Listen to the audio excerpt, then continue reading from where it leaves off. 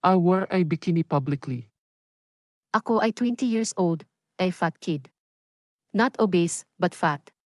I was bullied because of how I look and how I presented myself. I was called names, alam nyo na siguro yon, like bachoy, taba, butch, and every other thing you can think of.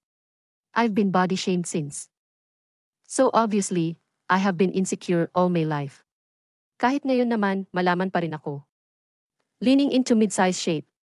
Malaki ang hita, mataba ang braso, may belly rolls. Relatives and others are still body shaming me, pero I've been different now. I cannot believe I just wore a two-piece bikini in public sa beach. Nung una nagsuot pa ako ng cover-up, but wala eh. I chose to wear the swimsuit as it is. I did not care whatever people have to say about my body. I swam around the sea wearing nothing but a bikini. Like, it's still surreal for me. Kasi now, my friends are praising me how I look so good and stuff. Don't get me wrong, I know I am more than how I look, pero it really feels different this time. Kasi for once, I am not taking other people's opinion about myself into account, unless it's a constructive criticism. Kahit sabihin pa ng kaibigan ko sa akin na should not have posted myself wearing swimsuit, I would not care at all.